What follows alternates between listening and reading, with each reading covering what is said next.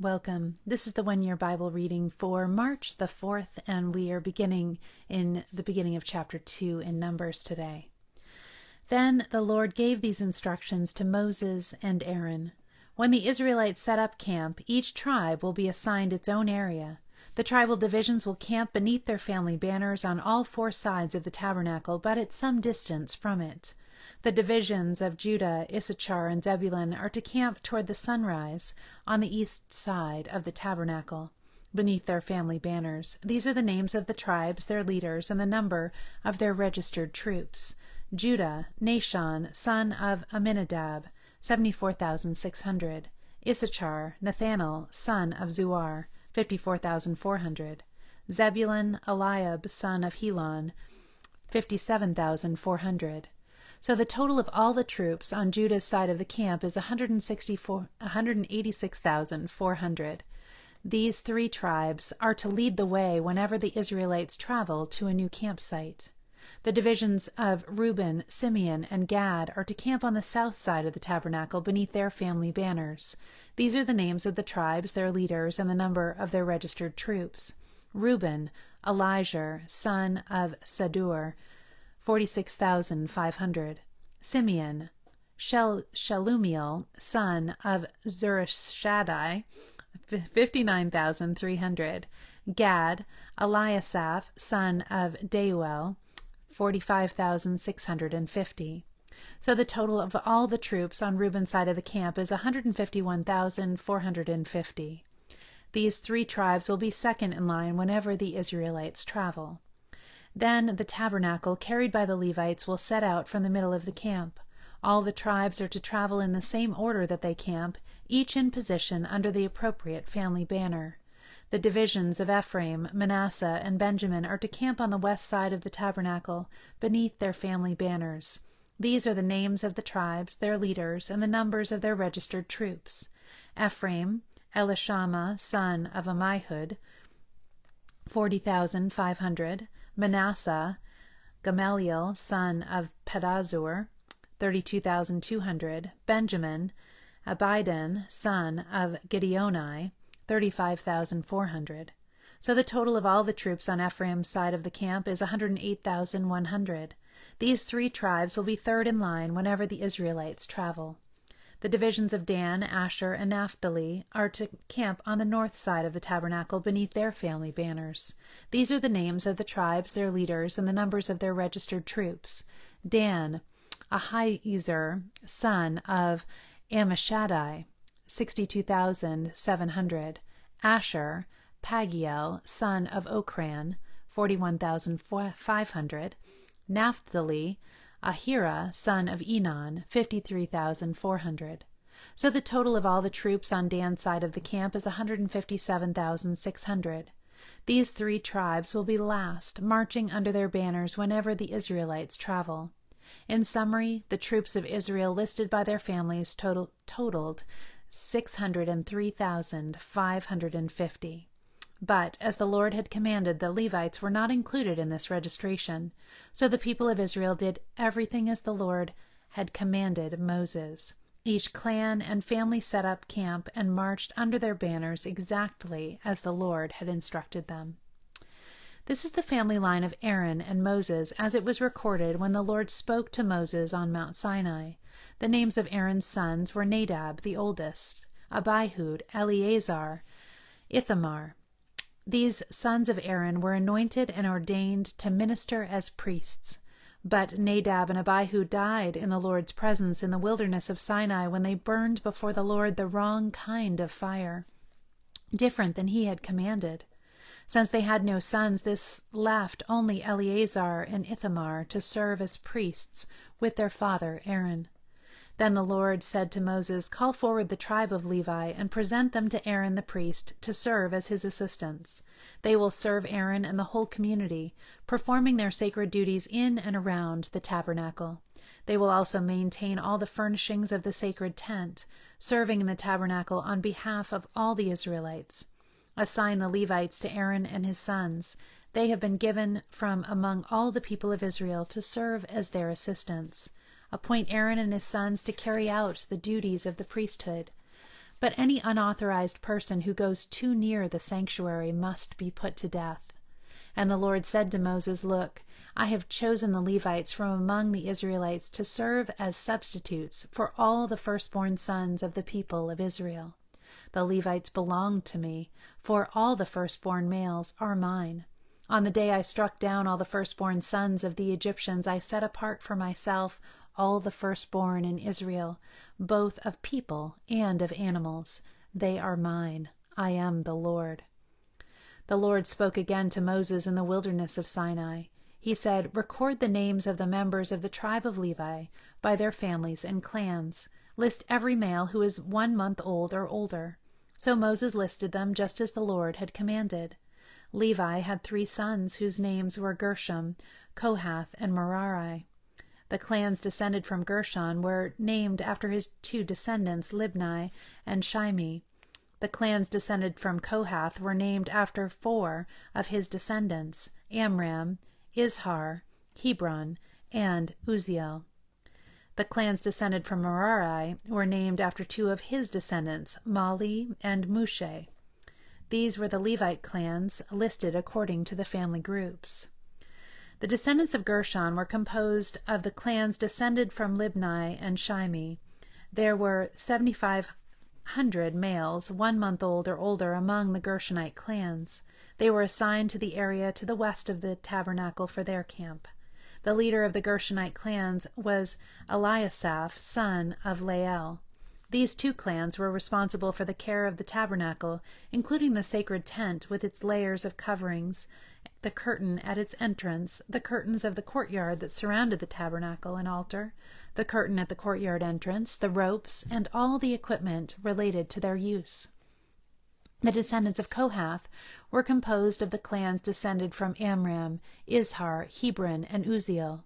There were 8,600 males 1 month old or older among these Kohathite clans. They were responsible for the care of the sanctuary, and they were assigned to the area south of the tabernacle for their camp. The leader of the Kohathite clans was Elizaphan, son of Uzziel.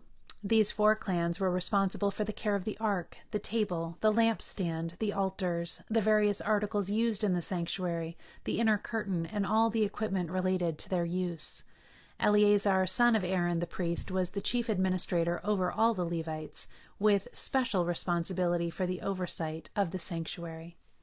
The descendants of Merari were composed of the clans descended from Mali and Mushi. There were 6,200 males 1 month old or older among the Merite clans. They were assigned to the area north of the tabernacle for their camp. The leader of the Merite clans was Zuriel, son of Abihail. These 2 clans were responsible for the care of the frames supporting the tabernacle, the crossbars, the pillars, the bases, and all the equipment related to their use. They were also responsible for the posts of the courtyard and all their bases, pegs, and ropes. The area in front of the tabernacle in the east toward the sunrise was reserved for the tents of Moses and of Aaron and his sons, who had the final responsibility for the sanctuary on behalf of the people of Israel. Anyone other than a priest or Levite who went too near the sanctuary was to be put to death. When Moses and Aaron counted the Levite clans at the Lord's command, the total number was 22,000 males 1 month old or older. Then the Lord said to Moses, Now count all the firstborn sons in Israel who are 1 month old or older, and make a list of their names. The Levites must be reserved for me as substitutes for the firstborn sons of Israel. I am the Lord. And the Levites' livestock must be reserved for me as substitutes for the firstborn livestock of the whole nation of Israel. So Moses counted the firstborn sons of the people of Israel just as the Lord had commanded. The number of firstborn sons who were 1 month old or older was 22,273. Then the Lord said to Moses, Take the Levites as substitutes for the firstborn sons of the people of Israel, and take the livestock of the Levites as substitutes for the firstborn livestock of the people of Israel. The Levites belong to me. I am the Lord.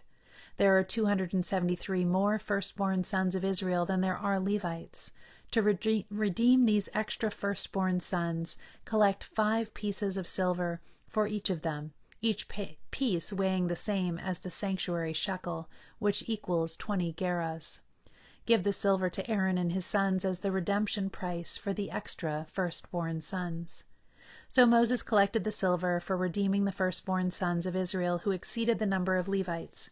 He collected 1,365 pieces of silver on behalf of these firstborn sons of Israel, each piece weighing the same as the sanctuary shekel. And Moses gave the silver for the redemption to Aaron and his sons, just as the Lord had commanded. Mark, beginning in chapter 11, verse 27. Again they entered Jerusalem. As Jesus was walking through the temple area, the leading priests, the teachers of religious law, and the elders came up to him. They demanded, "By what authority are you doing all these things? Who gave you the right to do them?" "I'll tell you by what authority I do these things if you answer one question," Jesus replied. "Did John's authority to baptize come from heaven, or was it merely human? Answer me." They talked it over among themselves. If we say it was from heaven, he will ask why we didn't believe John. But do we dare say it was merely human? For they were afraid of what the people would do, because everyone believed that John was a prophet. So they finally replied, "We don't know." And Jesus responded, "Then I won't tell you by what authority I do these things."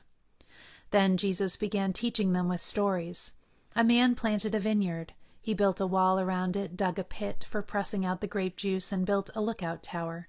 Then he leased the vineyard to tenant farmers and moved to another country. At the time of the grape harvest, he sent one of his servants to collect his share of the crop. But the farmers grabbed the servant, beat him up, and sent him back empty-handed. The owner then sent another servant, but they insulted him and beat him over the head. The next servant he sent was killed. Others he sent were either beaten or killed until there was only one left, his son, whom he loved dearly. The owner finally sent him, thinking, "Surely they will respect my son." But the tenant farmers said to one another, "Here comes the heir to this estate. Let's kill him and get the estate for ourselves." So they grabbed him and murdered him and threw his body out of the vineyard. "What do you suppose the owner of the vineyard will do?" Jesus asked. "I'll tell you. He will come and kill those farmers and lease the vineyard to others. Didn't you ever read this in the scriptures? The stone that the builders rejected has now become the cornerstone. This is the Lord's doing, and it is wonderful to see." The religious leaders wanted to arrest Jesus because they realized he was telling the story against them. They were the wicked farmers. But they were afraid of the crowd, so they left him and went away. Later, the leaders sent some Pharisees and supporters of Herod to trap Jesus into saying something for which he could be arrested. "Teacher," they said, "we know how honest you are. You are impartial and don't play favorites. You teach the way of God truthfully. Now tell us, is it right to pay taxes to Caesar or not? Should we pay them or shouldn't we?" Jesus saw through their hypocrisy and said, "Why are you trying to trap me? Show me a Roman coin and I'll tell you." When they handed it to him, he asked, "Whose picture and title are stamped on it?" "Caesar's," they replied. "Well then," Jesus said, "give to Caesar what belongs to Caesar, and give to God what belongs to God." His reply completely amazed them. Psalm 47. Come, everyone, clap your hands. Shout to God with joyful praise, for the Lord Most High is awesome. He is the great King of all the earth. He subdues the nations before us, putting our enemies beneath our feet. He chose the promised land as our inheritance, the proud possession of Jacob's descendants, whom he loves. God has ascended with a mighty shout. The Lord has ascended with trumpets blaring. Sing praises to God. Sing praises. Sing praises to our King. Sing praises. For God is the King over all the earth. Praise him with a psalm.